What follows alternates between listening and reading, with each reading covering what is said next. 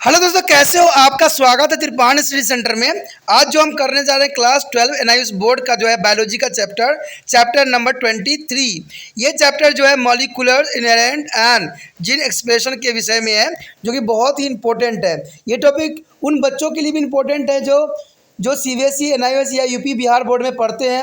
अगर उनका बायोलॉजी का सब्जेक्ट है और उनका molecular inherent and genes expression है, तो इसका मतलब ये टॉपिक उनके लिए अमृत तुल्य है। दोस्तों, ये चैप्टर कई मायने में बहुत इंपॉर्टेंट इसलिए रहेगा क्योंकि हम इसमें डीएनए आरएनए के विषय में विस्तार पूर्वक चर्चा करेंगे और जानेंगे कि उसके आरएनए और डीएनए के क्या मान्य हैं। आपको पता है कि ये टॉपिक जो रहेगा आपको हिंदी इंग्लिश दोनों ही जो है भाषाओं में समझाने की पूरी कोशिश किया जाएगा। साथ में आपको जो डिस्प्ले भी होगा वो हिंदी इंग्लिश दोनों ही लैंग्वेज में होगा, तो ये आपके लिए डबल डोज के रूप में आपके समक्ष प्रस्तुत होगा। कहते हैं इसमें बहुत कुछ हम जानेंगे समझेंगे। जीन्स क्या होता है, उसका फंक्शन क्या होता है, आरएनए क्या होता है, डीएनए क्या है, आरएनए में कौन कौन से पार्ट होते हैं, हेलिकल स्ट्रक्चर जो होगा डीएनए के हम बारे में जानेंगे। तो सब बहुत कुछ होगा, बहुत कुछ हम समझेंगे। लेकिन आपको पता है चैप्टर स्टार्ट करने से पहले एक बात जो मैं हमेशा कहता हूँ, जिसको आपको सोचना भी चाहिए, विचार भी करना चाहिए और अमल भी करना चाहिए, वो ये है कि जब भी वीडियो देखिए पूरा देखिए, क्योंकि अधूरा जानकारी सदैव खतरनाक होता है। साथ में एक इम्पोर्टेंट बात ये भी रहता है, अगर आप पहली बार वीडियो देख रहे हो तो लाइक शेयर सब्सक्राइब करना मत भूलना। देखिए दोस्तों, लाइक कीजिएगा तो बनाने वाले का जो है प्रोत्साहन बढ़ता है और आपके लिए अच्छा से अच्छा करने की कोशिश करता है। ठीक है, सब्सक्राइब करना आपके हित में है। इसका कारण ये है कि अगर आप सब्सक्राइब करके रखोगे तभी जो है मेरा वीडियो का नोटिफिकेशन मिलेगा। और आपको पता है कि मैं हर क्लास का जो है सब्जेक्ट डालता ही रहता हूँ समय समय पे। तो अगर सब्सक्राइब करके नहीं रखिएगा तो शायद उस वीडियो से आप अनभिज्ञ रह जाइएगा, यानी वो आपको प्राप्त नहीं होगा और आप उसका नॉलेज नहीं ले पाइएगा। साथ में जो अगर आप शेयर करते हो तो शेयर करना एक जग कल्याण के समान माना जाता है। इससे ये होता है कि मान लीजिए कोई जो है बच्चा जो है मेरी वीडियो को उसकी ज़रूरत थी और आपके थ्रू वो वीडियो उसको पास पहुंचा है, तो वो सदैव ही आपका धन्यवादी रहेगा और सदैव ही आपका जो है शुक्रिया अदा करेगा कि तुम्हारे कारण मुझे जो है वीडियो प्राप्त हुआ। तो दोस्तों, आपको पता ही होगा कि त्रिपाण स्टडी सेंटर सिर्फ एक क्लास के लिए ही अग्रसर नहीं है, ये कई क्लासों के लिए अग्रसर है। जैसे 8th 9th 10th 11th 12th CBSE के सारे चैप्टरों को कवर करेगा समय के साथ। प्लस जो है एनआईएस बोर्ड का 10th+2 को भी कवर करता है, सभी सब्जेक्टों का। प्लस जो है बीए पंजाब यूनिवर्सिटी का जो है फर्स्ट सेमेस्टर से लेकर 6 सेमेस्टर तक 8 सब्जेक्टों को कवर करता है। प्लस जो है एमए के जो है बच्चे ऑन डिमांड जो मुझे करते हैं कमेंट, उनके लिए भी त्रिपाण स्टडी सेंटर जो है अग्रसर है। देखिए दोस्तों, त्रिपाण स्टडी सेंटर इतना बड़ा है, विस्तृत है, तो आपको अभी जो है लाइक शेयर सब्सक्राइब कीजिए और अपने दोस्तों के साथ बांटिए। ठीक है, तो भूलिए मत, ये करना आपका फ़र्ज है और मेरा कार्य करना है, आपको टॉपिक लेके चलना है। देखिए आज देखते हैं हमारा आज टॉपिक क्या है। The next topic is physical structure of DNA, the DNA double helix. There is the most important topic here, the physical structure of DNA, means DNA double helix structure. A DNA is a molecule is a three-dimension and the made of two strand helical coil around each other. The Franklin and the Wilkins with the first involved their thought of X-ray diffractions and study of DNA that is a double helix. In 1952, James Watson and Francis Crick were awarded the Nobel Prize from working on the structure of DNA. According to the Western and Greeks is a model, the DNA molecule is a double helical consisted of two strands of DNA.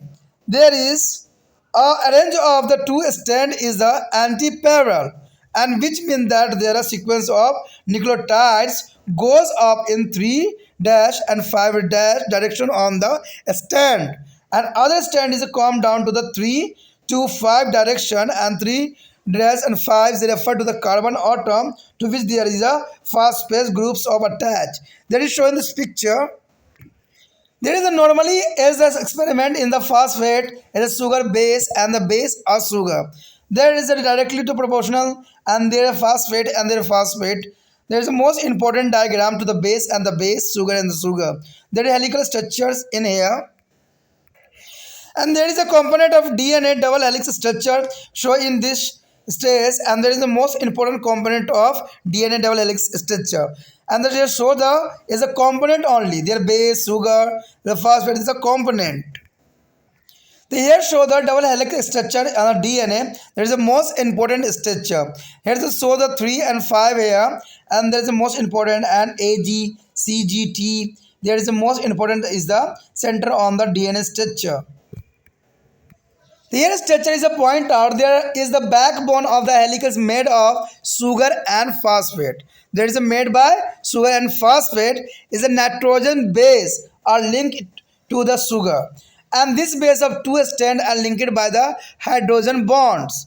The base pairing of very specific spacecraft rules is adenine or pyrimidine base pair and the pair of thymines and pyrimidine base. The pyrimidine gas guanine is a pair with the protomine cytosine, and this pair of the base is called the complementary base. There are two hydrogen bond between to A and T, and there are three hydrogen bond between to the C and G. And the A and T are the complementary base, so are G and C. In the DNA helical complete is a helical turn occurred after the 3.4 micrometer. This is the complete turn that enclose a 10 base pair. The each base pair's length is 0.34 micrometers apart. The diameter of the double helical DNA molecules is 2 micrometers in given figure. And the Watson and the Quicks the model explain well how to the two strand of DNA molecules may be separate to the replication and transcription of their rewind. And there is a most important fact here. The hierarchy of material must be capable of replication, storage of information, and transmission of information, expression information, and regulation of gene expression. There is the most important things here. Here's the next is the packaging of DNA eukaryotic chromosome. In the bacteria eukaryotics, only one double standard DNA molecules consist the chromosome. Eukaryotics have many chromosomes and also maybe genes. One chromosomes here, the molecules made up to the one longer double standard DNA molecules. So how does this long molecules get accommodate in the chromosome seen as a small microscopic entire during the cell division? And there is most important the showing how the long DNA molecules is a package. Showing here picture the DNA molecules is a 2 nanometer and histone octometers here also.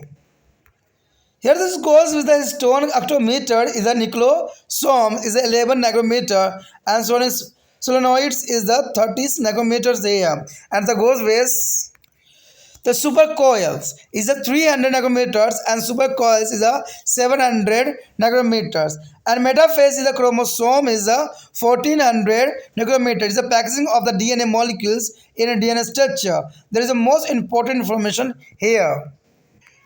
The most important thing is the packaging here, packaging DNA molecules. There first is at the interval DNA molecules coil around a one core particles which is on octomer, and that is made of 8 histone proteins forming a ball like structure.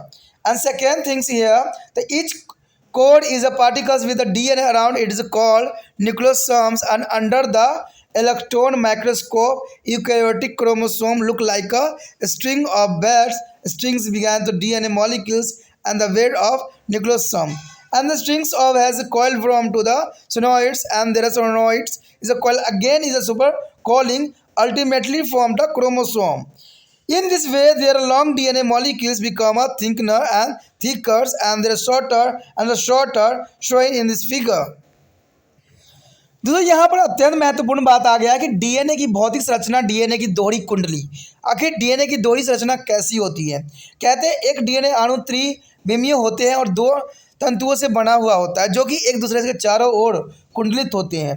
कहते हैं फैक्लिंस और जो Williams ने जो है DNA के x किरण परिवहन के अध्ययन से यह दर्शाने की कोशिश भी किया था कि डीएनए जो होती है कुंडलित होती है, डबल हेलिकल होती है ये। कहते हैं 53 में जेम्स वाटसन तथा फ्रांसिस क्रिक को जो है डीएनए की संरचना की खोज करने के लिए नोबेल प्राइज से सम्मानित किया गया। और वाटसन और क्रिक जो है मॉडल के अनुसार कुछ बात इस प्रकार थी। पहला उन्होंने यही बात बताया कि डीएनए अणु 2 कुंडल डबल हेलिक्स से निर्मित होती है, जिसमें डीएनए के 2 तंतु होते हैं, जो कि बहुत इंपॉर्टेंट बात थी।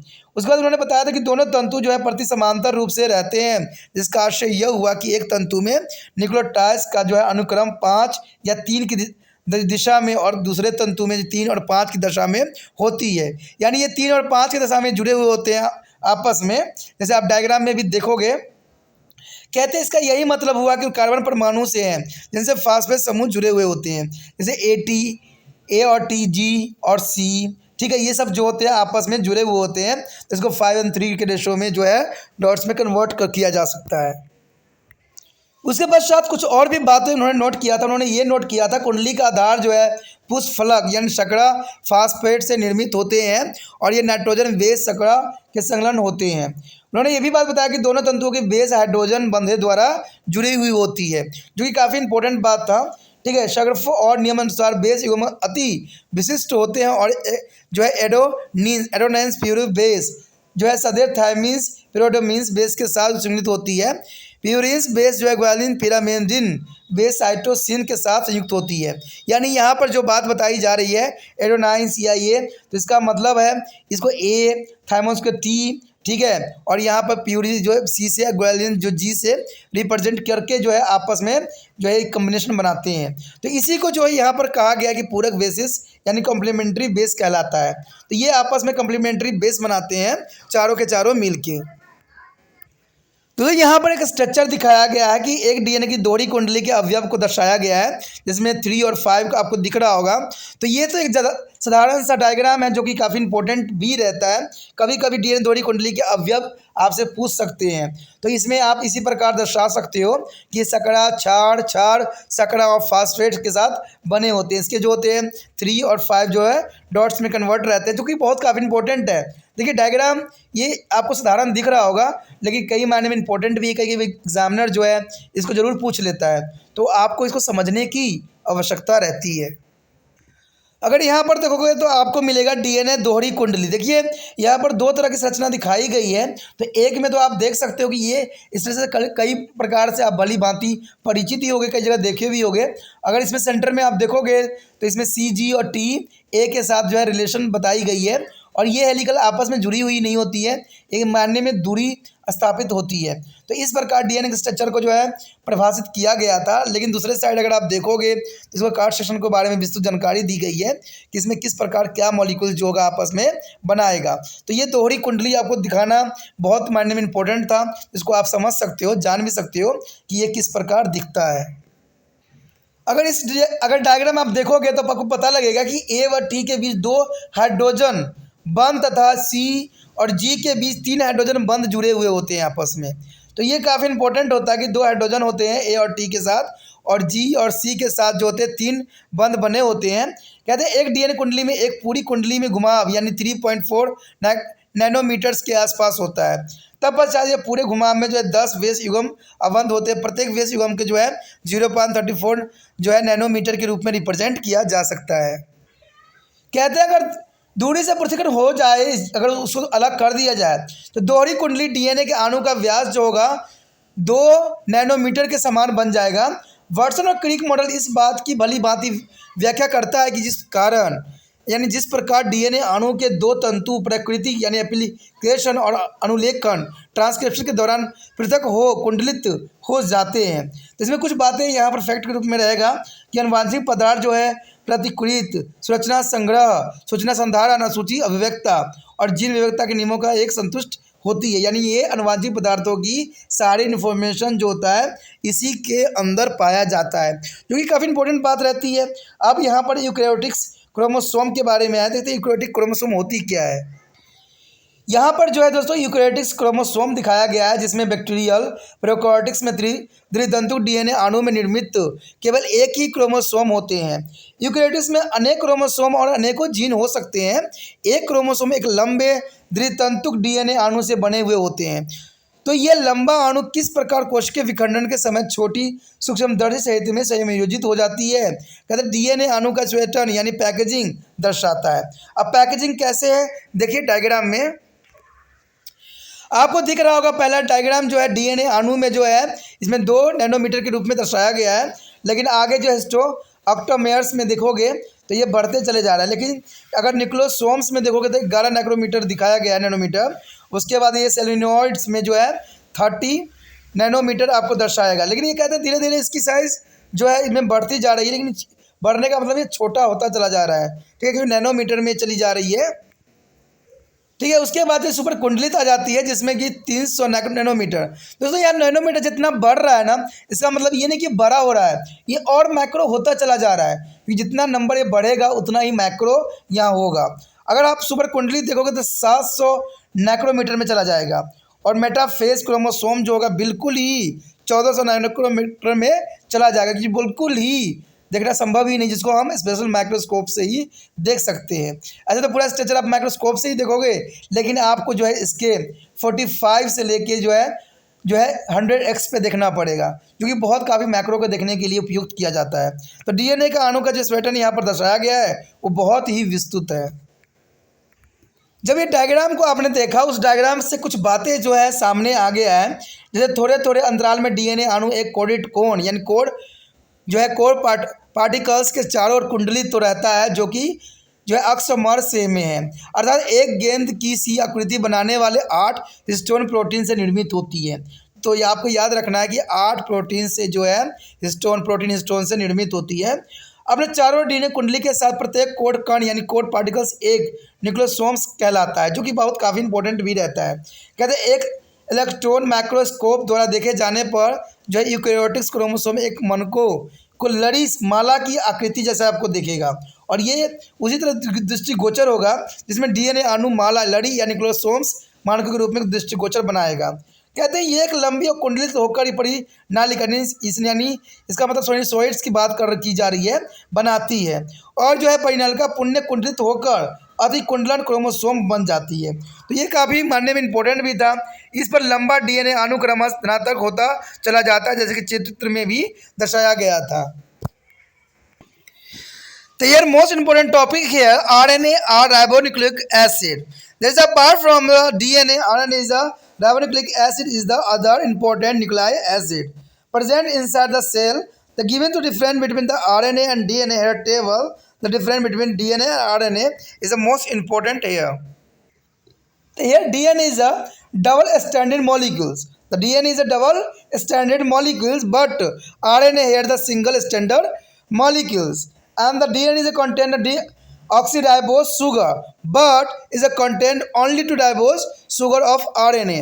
And the DNA is the bromidines base complementary to the adenine to the thymomines. But here RNA is a bromine base complementary to adenine to uracil, no thymines to the RNA. But DNA has only one function, that is the heterodynaity of formation. But RNA is the many species of RNA such as the mRNA, tRNA or RNA with the different function. The RNA is a genetical material, is a retrovirus. And the fifth is a last is a DNA can be duplicate one its oven. The DNA can and duplicate its oven, but RNA is a synthesis on a DNA template. So here is a function of various types of RNA. That is the most important feature here. The mRNA is a messenger. mRNA means is a messenger. The mRNA is a messenger. RNA is a transcript in the nucleus to the carry information from to protein to synthesis, from a DNA to the set of protein synthesis in the cytoplasm. And here the mRNA is a transcript as a standard of complementary base one of the DNA strand, and the carry the information from the synthesis to of a particular protein to the peptides. And the second is a tRNA, means transfer RNA. The transfer RNA is the most important, is called the tRNA. The transfer RNA is also called to the soluble RNA has a cover the leaf structure with the loops, and the one loops recognize the ribosome. The top loops has on the anticodon To recognize the codon is a triplet nucleotide sequence coding from amino acid of mRNA. But tRNA is a transfer of the amino acid. There is a respective position during to synthesis of protein, and there are many tRNAs which is a differ in their anticodon. Each tRNA is a specific for an amino acid and can carry that amino acid to be a ribosome during to protein synthesis. The 3 is end of the every tRNA end in the base a CCA, and there 5 is the end of the tRNA and the end G means amino acids carry at the 5 end. The tRNA contain to unicellular base like enzymes and hydrogenase, etc. It is the most important to the rRNA is the ribosomal RNA. The ribosomal RNA is the component of the ribosome which the ribonucleoprotein particles containing to the RNA and protein. The RNA means rRNA is the synthesis from to the information in a ribosome genes is the chromosome. Their rRNA is as a role of protein synthesis. There is rRNA is the most important role here of protein synthesis. Here show this most important structure. The RNA showing the anticodon and codon pairing. There is a tRNA here. There is a mRNA is a UCA is the anticodon and the codon is only AGU. There is RNA showing the most important figure here. दोस्तों यहाँ पर अत्यंत महत्वपूर्ण जो है आया है RNA, जिसमें हम राइबोक्लिनिक्स अम्बल के बारे में पढ़ेंगे। देखिए आरएनए कई मायने में इंपॉर्टेंट रहता है क्योंकि ये एक मैसेंजर की तरह कार्य करता है। तो मैसेंजर की तरह कार्य करता है, जैसे आपको भी त्रिपाण एसिसेंटर के लिए दूसरे बच्चों के हेल्प के लिए मैसेंजर के काम करना है, क्योंकि यहाँ पर जो है आरएनए मैसेंजर का कार्य करता है। तो आपको पता है कि त्रिपाण सेंटर उन बच्चों तक पहुंचना चाहता है जिनको इस वीडियो की ज़रूरत है, और ये आप माध्यम बन सकते हो। तो आपको सोचना नहीं है, विचार नहीं करना है, इसको व्हाट्सएप स्टेटस पे लगाना है। ठीक है दोस्तों, आप सोचिएगा कि सभी बच्चों तक पहुंचने की क्या मकसद है, क्या ज़रूरी है। कहते हैं कि ना ये बहुत ही साधारण वीडियो है, ना इसमें कोई खासियत है। आजकल इतने डिजिटल वीडियो आपके जो है यूट्यूब पर पड़े हुए हैं, तो इस वीडियो को मैं क्यों लगाऊँ, क्या खासियत है इसमें। ये तो सिर्फ एक अक्षर डिस्प्ले हो रहा है और एक व्यक्ति जो है बोला जा रहा है, उसको समझाने की कोशिश किया जा रहा है। लेकिन दोस्तों अगर आप इसको गहराई से अगर समझोगे तो बहुत कुछ है। कहते हैं कोई भी टीचर आपको लाइन वाइज लाइन किताबी बातें नहीं पढ़ा सकता। टीचर जो होते हैं वो क्या करते हैं, कुछ बातें इंपॉर्टेंट लिख के लेके आते हैं, उसको आपको देखते रहते हैं और आपको एक्सप्लेन कर देते हैं। ना तो आपको उसकी गहराई का पता लगता है, ना उसके अंडरस्टैंड होता है। आप भी क्या करते हो, डेफिनेशन किताब में होता है, चाहे यूट्यूब पे चाहे नेट से रिसर्च करके, गूगल से रिसर्च करके उन बातों को लिख लेते हो और रट लेते हो। ना तो आपको समझ में आती है, ना आपके पल्ले पड़ता है। एग्जाम में क्वेश्चन देख लेते हो, वही आ रखा है, उसमें टेप देते हो, आपको नंबर आ गया। लेकिन यहाँ पर सबसे इम्पोर्टेंट बात क्या छूट गई, छूट ये गई कि जो टॉपिक आपने पढ़ा है वो उसके टॉपिक के बारे में आपको विस्तार से नॉलेज नहीं रहा। दोस्तों एक बात हमेशा याद रखना कि जब तक किसी चीज़ की ज्ञान प्राप्त नहीं होता है, अच्छे से समझ नहीं आता है, तो वो अधूरा जानकारी रह जाती है।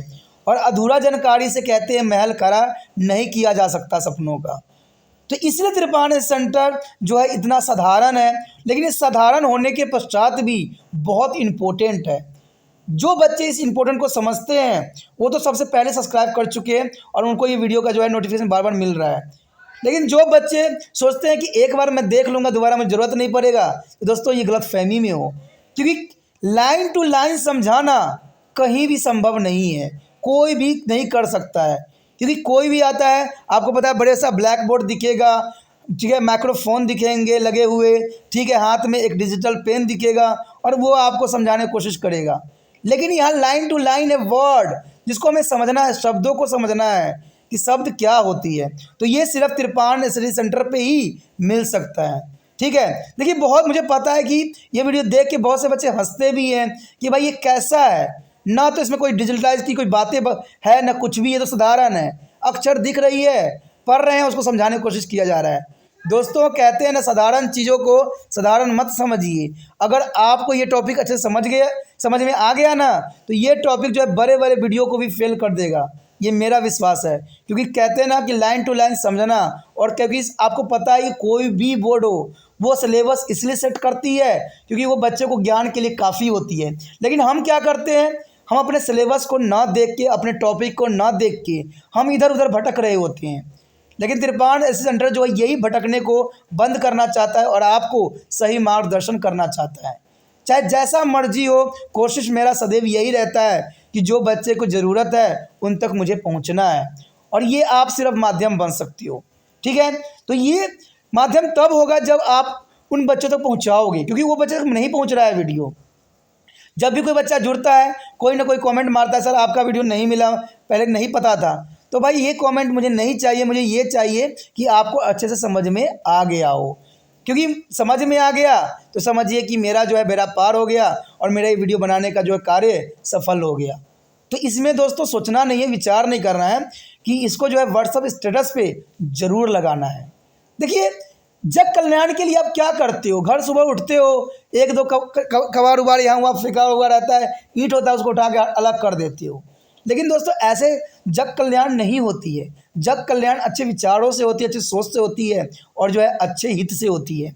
और हित तो इसी में है, किसी बच्चे को अगर अच्छे से शिक्षित किया जाए। देखिए सरकार कितना शिक्षा के ऊपर जोर दे रही है, तरह तरह के जो है आज बड़े बड़े नेता भी बन गए हैं शिक्षा के सहारा लेके। ठीक है, हम शिक्षा पे काम किए, हम उस पर काम कर रहे हैं, हम तो रोडों पे काम कर रहे हैं, लेकिन वास्तविकता कहीं भी सच नहीं है। ना तो आपको कहीं रोड सही दिखेगी, ना कहीं आपको शिक्षा सही से दिख रहा होगा, ना कहीं आपको स्वास्थ्य व्यवस्था सही दिख रहा होगा।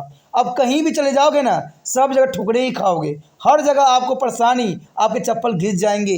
ये मेरा विश्वास है और ये आपका भी विश्वास होगा। अब कोई भी काम करवा के देख लो सरकारी, आपके चप्पल घिस जाते हैं। तो कारण क्या है? पैसे की खेल हो रही है। राजनीति में पढ़ा लिखा है व्यक्ति कहाँ? कोई पढ़ा लिखा होता है, कोई विदेश में होता है, लेकिन समझ ही नहीं हो रहा होता है कहीं भी। एक दूसरे पे आते हैं, कमेंट मार लेते हैं, डिबेट कर लेते हैं, चले जाते हैं, लेकिन जो वास्तविक मुद्दा होता है, जो परेशानी होती है, उसका सलूशन कुछ भी नहीं होता। तो ये क्या कारण है? ये सब कारण यही है कि बच्चों को या कोई भी व्यक्ति को सही से मार्गदर्शन नहीं हुआ है, सही से उन्होंने पढ़ाई लिखाई में ध्यान नहीं दिया है। आजकल पता है पढ़ाई लिखाई में भी रिश्वत चल रही है, हर जगह खेल चल रहा है, तो कहाँ से शिक्षित होगा व्यक्ति? अब मैंने कहा था, पहले भी आपसे बात कहा था कि कोई भी 10वीं क्लास के बच्चे को ले लो और उसको कहो एक अच्छा सा लेटर लिख के दिखाने के लिए, मुझे विश्वास है कि वो लिखने में लड़खड़ा जाएगा, वो नहीं एक्सप्रेस कर पाएगा अपना व्यू अच्छे से, क्योंकि उसका सही मार्गदर्शन नहीं हुआ है। तो इसे त्रिपाठी सेंटर जो है साधारण लेकिन नॉलेजेबल बात लेके आया है। कहते हैं साधारण चीज़ों को आप साधारण ना समझे, ठीक है, इसमें बहुत नॉलेज की बात है, समझ की बात है। ठीक है, तो इसलिए सोचना नहीं, विचार नहीं करना है, आपको तुरंत जो है इसको व्हाट्सअप स्टेटस पे लगाना है और आगे बढ़ना है। ठीक है, चलिए ये बात तो था, कहते हैं ना कुछ मन की बातें होती है वो आपसे शेयर कर लेता हूँ। अब यहाँ पर जो है आरएनए तथा राइबोन्यूक्लिक अम्ल क्या होती है। देखिए राइबोन्यूक्लिक अम्ल जो होती है बहुत इंपॉर्टेंट यहाँ स्थान रखता है। डीएनए के अलावा आरएनए कोशिका के अंदर विद्यमान दूसरी महत्वपूर्ण न्यूक्लियर अम्ल होती है।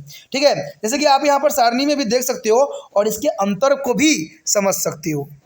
तो आपके समक्ष जो है डीएनए आरएनए में अंतर आ गया है। देखिए इसमें यही बात बताने की कोशिश किया जा रहा है। देखिए बहुत ध्यान सुनना, ये एग्जाम के लिए बहुत इंपॉर्टेंट है और इस क्वेश्चन को तो आपको हिंदी इंग्लिश में नोट डाउन कर लेना चाहिए। जिस बच्चे का जोन सा लैंग्वेज है उसमें नोट डाउन करके लिख लेना चाहिए, क्योंकि ये 5 ही है लेकिन बहुत इंपॉर्टेंट बात यहाँ बताई जा रही है कि डीएनए जो होती है द्वितीय कुंडलित अणु होती है, यानी इसमें डबल हेलिकल बनता है। लेकिन आरएनए जो होता है एकल तंतु होती है, यानी ये सिंगल हेलिकल स्ट्रक्चर होता है, सिंगल का ही बना होता है।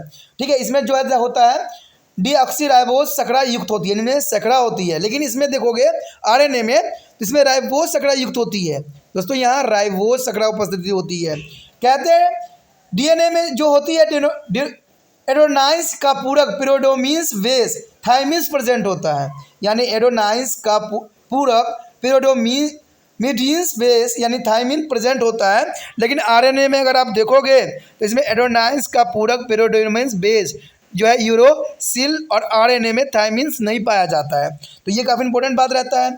अगर डीएनए को देखा जाए तो डीएनए केवल एक कार्य ही करता है, डीएनए केवल एक कार्य करता है, लेकिन आरएनए के बहुत से कार्य होते हैं। आरएनए कई विभेद जैसे कि mRNA यानी मैसेंजर का काम करता है, ट्रांसफ़र का काम करता है tRNA करता है, और ये जो है राइबोन्यूक्लियस के लिए RNA के विभिन्न कार्य करता है। तो इसका कई कार्य हैं, यानी RNA के कई कार्य होते हैं, बट DNA के एक ही कार्य होता है। कहते हैं DNA जो होती है, DNA स्वयं द्विगुणित हो सकती है। DNA जो होती है स्वयं ही द्विगुणित हो सकती है, बट RNA का संश्लेषण एक DNA टेम्पलेट पर होता है, यानी टेम्पलेट पे जो है ये अपना जो है द्विगुणित करने की कोशिश करती है। तो ये काफ़ी इंपॉर्टेंट था, डिफरेंस एग्जाम में कई बार आया है और ये देखने को मिला भी है। आगे जो हमारे समक्ष विभिन्न प्रकार के DNA के कार्य, देखिए हमने DNA तो देख लिया कि RNA के बहुत से कार्य हैं, तो हम कार्य भी देखना हमारे लिए अत्यंत महत्वपूर्ण होगा। तो सबसे पहले तो हमारा mRNA है, जिसका हम संदेश वाहक भी कहते हैं, मैसेंजर भी कह लेते हैं। तो mRNA जो है संदेश वाहक के रूप में कार्य करता है।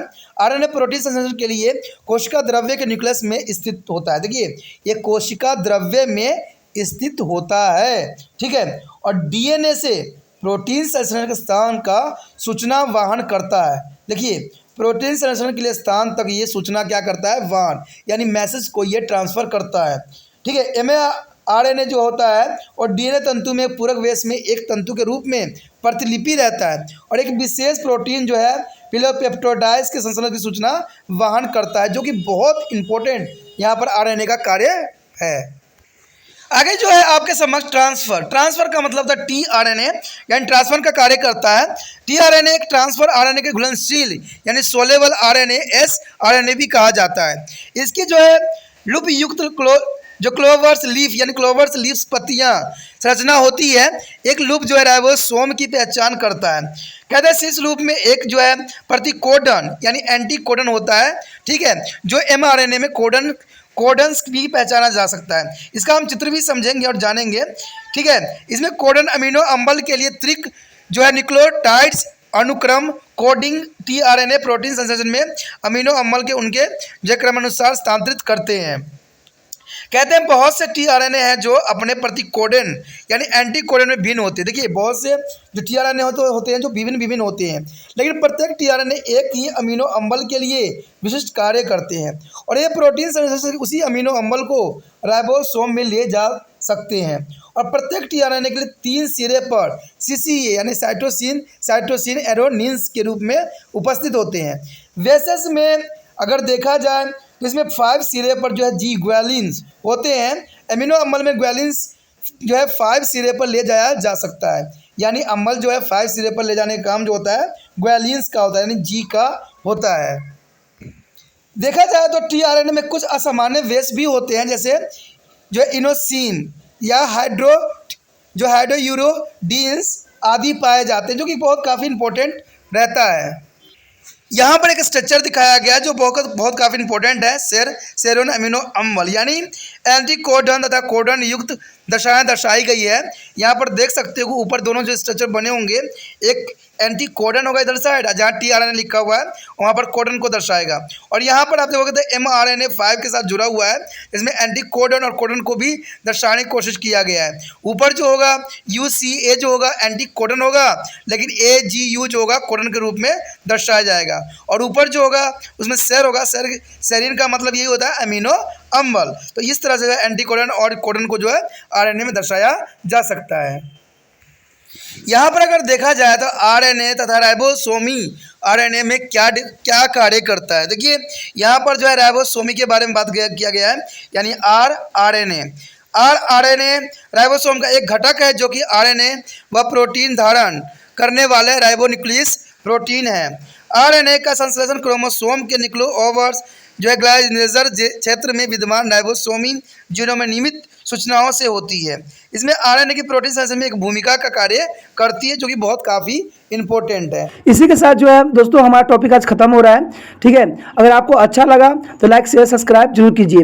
अगर पहली बार अगर आप वीडियो देख रहे हो, पहली बार मेरे चैनल पे आए हो, तो सब्सक्राइब करना आपका फ़र्ज़ बन जाता है। सब्सक्राइब करने से ये होगा कि जो भी मैं आप क्लास के रिगार्डिंग कोई भी वीडियो डालूंगा उसका नोटिफिकेशन जो है समय समय पर आपको प्राप्त होता रहेगा। अगर सब्सक्राइब नहीं कीजिएगा, अगर आप दोबारा से तिरपान सेंटर पर आने की कोशिश कीजिएगा तो वहाँ पर आप तिरपान लिखिएगा तो जो है वो तिरपस कर देगा, ठीक है। जो आप गूगल पर सर्च करेंगे वो तिरपस कर देगा, जिससे वजह से आप जो है मेरे वीडियो का जो है फ़ायदा नहीं उठा पाओगे। तो सोचिए मत, विचार मत कीजिए, सब्सक्राइब कीजिए। आप सोचते हो ये होगा कि मेरे जो एग्ज़ाम खत्म हो जाने के मेरा क्या ज़रूरत है त्रिपाण स्टडी सेंटर से, ठीक है, तो इसलिए सब्सक्राइब नहीं करने का सोचिएगा। लेकिन दोस्तों ऐसा नहीं है, त्रिपाण स्टडी सेंटर जो है बहुत हेल्पफुल है।